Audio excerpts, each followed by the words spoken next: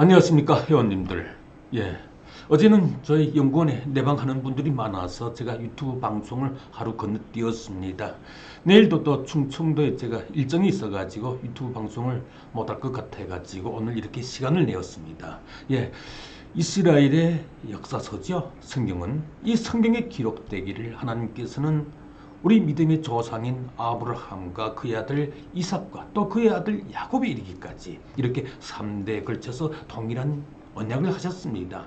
네 씨가 하늘의 뭇별 같이 바닷가의 모래와 같이 땅의 티끌같이 번성할 것이라고, 네 씨로 말미암아 천하 만민이 복을 받게 될 것이라고 하는 동일한 약속을 무려 3대에 걸쳐서 하셨습니다. 그리고 그 약속을 이루시기 위해서 단의 후손들, 단 지파를 이 동방으로 이동시키셨습니다. 이스라엘 12지파에 사자의 새끼로 가는 계시를 받은 두 지파가 있습니다. 유다 지파와 단 지파인데요. 그 사자의 새끼라고 하는 계시를 받은 유다 지파는 이스라엘의 왕이 되었습니다. 그리고 대대로 이스라엘을 통치했습니다. 또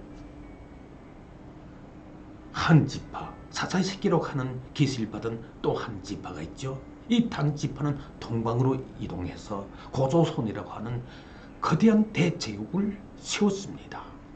이 자료 화면에서 보듯이 단 지파가 이 동방으로 나타나기 전까지는 이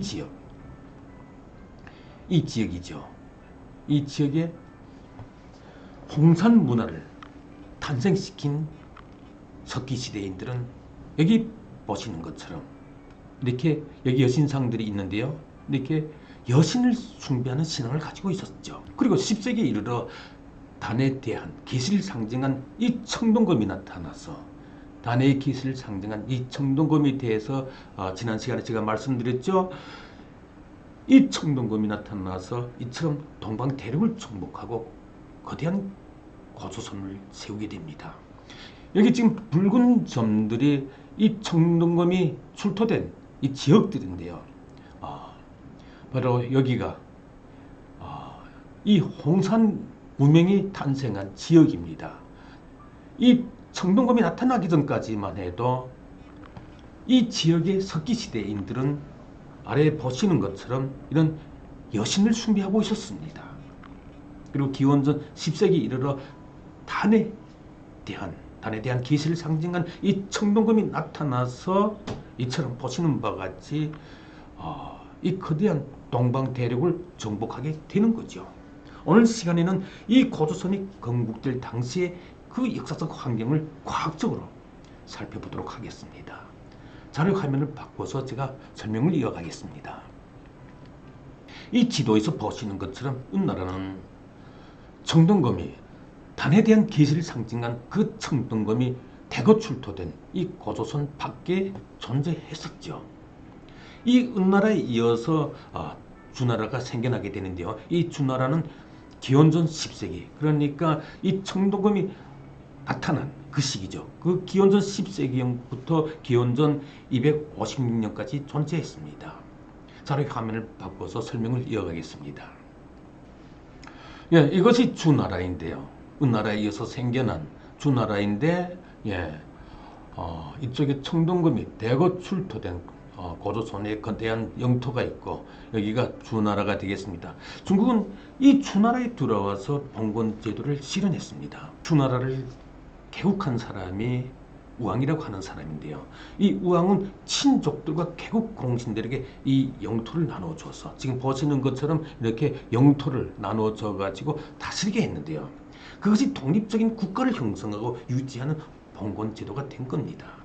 춘추시대에 존재했던 봉건 국가들은 주나라 왕실의 그 전통성을 인정하고 그 안에서 서로의 패권을 치열하게 다투었습니다. 지금 보고 계시는 이 지도는 춘추시대의 초기 영역인데요. 이 영역은 연나라, 여기 보이는 것이 연나라인데요. 이 끝에 있는 것이 연나라인데 발해 건너편에 있는 것이 이 연나라가 되겠습니다. 이 연나라가 아직 고조선의 청동검, 고조선을 대표적으로 상징할 수 있는 이 청동검, 단에 대한 계시를 상징한 이 청동검이 세력 바깥에 존재했다는 거죠. 이것이 아주 중요한 팩트입니다. 기원전 770년경 주나라가 로양으로 전도하기 이전의 시대를 소주시대라고 하는데요. 그 이후를 동주시대라고 합니다. 이 동주시대에서 춘추시대와 청시대로 나뉘어지죠. 그러므로 춘추시대가 시작되기 전에 이미 고조선 일대에서 단에 대한 계시를 상징한 기레변 척경의 독사를 상징한 청동검이 이 동방대륙에 광범위하게 퍼져 있었다는 거죠. 즉 단의 후예들이 영향력이 강한 대륙을 하나의 문화권으로 통일하고 이미 고조선을 건국한 후라는 거죠. 바로 이것이 역사의 진실입니다. 기원전 10세기경 주나라의 개국과 비슷한 시기에 단에 대한 계시를 상징한 기레뱀 척경의 독사 모양을 한 청동검이 요소 요동 지방에 대거 나타났죠.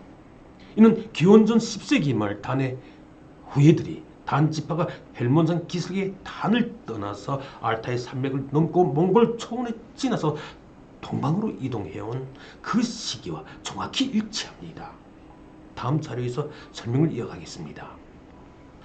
지금 이 지도에서 보시는 것처럼 당시 고조선과 주나라 두 지역에서 생산된 청동검은 서로 다른 모형을 가지고 있습니다. 역사의 블랙박스라고 할 수 있는 묘실 문화도 다릅니다.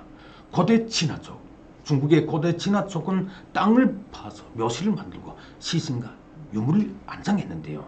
주나라 때에 이르러서야 비로소 나무로 관을 짜고 묘실을 만들고 시신과 유물을 안장했습니다. 반면에 고조선 일대의 사람들은 돌을 쌓아 묘실을 만들고 거기에 시신과 유물을 안장했습니다. 이 같은 증거들에서 우리가 분명히 알 수 있는 것은 기원전 10세기 이전까지 주나라는 고조선 일대에 아무런 영향력도 끼치지 못했다는 거죠. 기원전 770년경 북방민족으로부터 침입을 받은 주나라는 로양으로 도읍을 옮기게 됩니다. 그리고 그때부터 주나라는 쇠퇴하게 되죠. 세군도 그 지방 제후들에게 바치면서 내분의 소용돌이에 급속히 빠져들게 됩니다.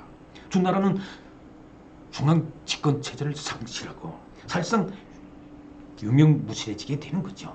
그 반면에 단에 대한 계시를 상징한 청동검은 두만강, 압록강을 넘어서 이 한반도에 나타나게 됩니다. 기원전 7세기경이죠.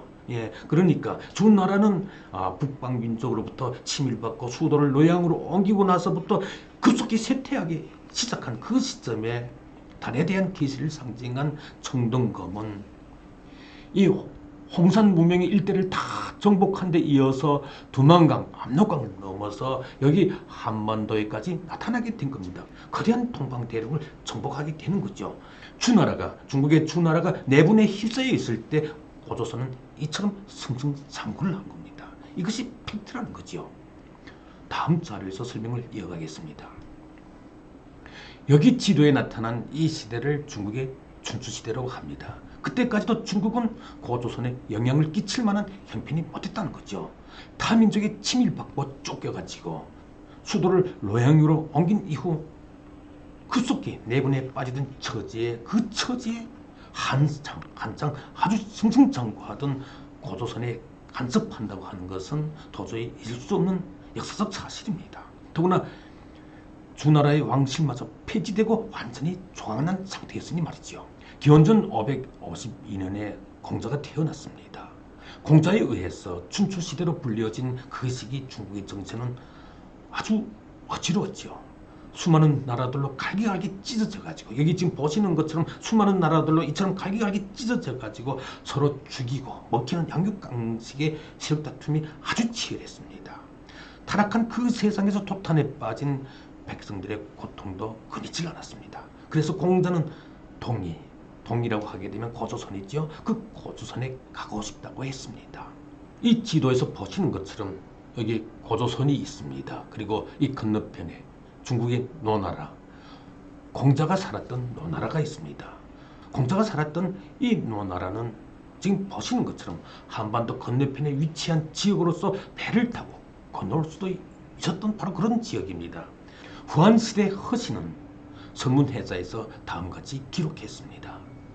공자가 중국의 도가 행해지지 않으니 나는 군자가 죽지 않는 나라인 동리에 가고 싶다 라고 말하면서 떼목을 타고 바다로 나간 것은 참으로 이유가 있는 일이라 하겠다. 이렇게 기록을 했습니다. 그리고 기원전 300년경 공자의 7대 손자지요. 공자의 7대 손인 공비는 동이열전에서 고조선에 대하여 다음같이 밝혔습니다. 먼 옛날부터 동쪽에 동이라고 하는 나라가 있었다. 그 나라의 당군이라고 하는 훌륭한 임금이 태어나니 9개 부족이 그를 받들어 임금으로 모셨다. 그 나라 사람인 순이 중국에 와서 요 임금의 뒤를 이어서 임금이 되어 백성들에게 윤리와 도덕을 가르쳤다. 그 나라는 비록 크지만 남의 나라를 업신여기지 않았고 그 나라 군대는 비록 강했지만 남의 나라를 침범하지 않았다. 풍속이 순화해서 길 가던 이들이 서로 양보를 하고 음식을 먹던 이들이 서로 먹을 것을 미루면서 남자와 여자가 따로 거처해서 섞이지 아니하니 이 나라야말로 동쪽에 있는 예의 바른 군자의 나라가 아니겠는가. 이런 까닭으로 나의 선부자 할아버지죠. 나의 선부자 할아버지 공자께서 그 나라에 가서 살고 싶다고 하시면서 결코 루추하지 않다 라고 말씀하셨다. 이렇게 기록을 했습니다. 예. 이처럼 역사적인 사건들의 연대를 통해서 우리가 조목조목 알 수 있듯이 고조선과 주나라는 서로 비슷한 시기에 개국이 되어가지고 건국이 되어가지고 중국이 춘추 전국시대의 그 혼란기를 거치면서 치열한 세력 다툼을 할 때 고조선은 내몽골에서부터 한반도에 이르는 거대한 이 광활한 대륙을 통일하고 한 결의를 이룬 겁니다. 바로 이것이 우리가 보고 있는 과학적으로 밝혀지고 있는 역사의 진실이라는 거죠. 예, 오늘은 여기에서 인사드리겠습니다. 감사합니다.